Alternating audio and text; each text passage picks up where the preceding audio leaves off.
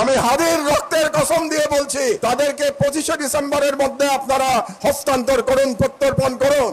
না হলে আমি হাদির রক্তের কসম দিয়ে বলছি, বাংলাদেশের প্রতিটি ভারতীয় প্রতিষ্ঠানের বিরুদ্ধে আমরা প্রতিরোধ সংগ্রাম শুরু করব।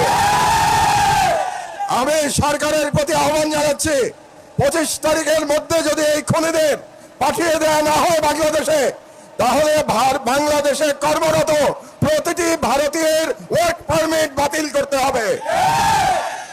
আর আমি জনগণের উদ্দেশ্যে বলতে চাই, এই অথর্ব স্বরাষ্ট্র মন্ত্রণালয় দিয়ে আমাদের নিরাপত্তা পাওয়া যাবে না, কাজেই তাদের আশা আমাদের ছেড়ে দিতে হবে।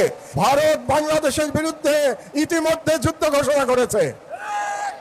কারণ হচ্ছে আন্তর্জাতিক আইনে বলে, আপনি যখন আপনার দেশের সন্ত্রাসীদের আশ্রয় দিয়ে তাদের মাধ্যমে অন্য কোন দেশের অভ্যন্তরে বিশৃঙ্খলা এবং সন্ত্রাসী কর্মকাণ্ড করবেন, তার অর্থ হচ্ছে আপনি সেই দেশের বিরুদ্ধে যুদ্ধ ঘোষণা করেছেন। কাজেই আমি সরকারের প্রতি আহ্বান জানাচ্ছি, আপনারা অনতিবিলম্বে জাতিসংঘে ভারতের বিরুদ্ধে নালিশ উত্থাপন করুন যে ভারত বাংলাদেশের বিরুদ্ধে অঘোষিত যুদ্ধ ঘোষণা করেছে, এবং এর বিরুদ্ধে জাতিসংঘের সাধারণ পরিষদ এবং সিকিউরিটি কাউন্সিলে আমাদের অনতিবিলম্বে যেতে হবে। 2 নম্বর, রাজনৈতিক দলগুলোর উদ্দেশ্যে আমি বলতে চাই, অনেক রাজনৈতিক নেতা বলে থাকেন যে ভারতের সাথে বন্ধুত্ব করা ছাড়া নাকি ক্ষমতায় যাওয়া যায় না, কিংবা ক্ষমতায় গেলেও টিকে থাকা যায় না। ভারতের সাথে বন্ধুত্ব করে যদি ক্ষমতায় টিকে থাকা যেত, তাহলে শেখ হাসিনাকে পালিয়ে ভারতে আশ্রয় নিতে হতো না। কাজেই আমি ওই সমস্ত রাজনীতিবিদদের বলে দিতে চাই, এই ওসমান হাদির বাংলাদেশে ভারতের দলই করে কোনো রাজনৈতিক দল ক্ষমতায় যেতেও পারবে না, ক্ষমতায় টিকে থাকতেও পারবে না।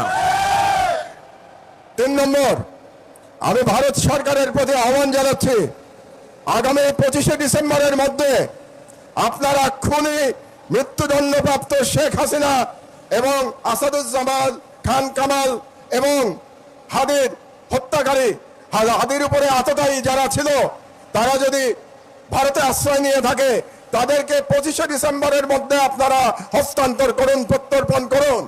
না হলে আমি হাদির রক্তের কসম দিয়ে বলছি, বাংলাদেশের প্রতিটি ভারতীয় প্রতিষ্ঠানের বিরুদ্ধে আমরা প্রতিরোধ সংগ্রাম শুরু করব।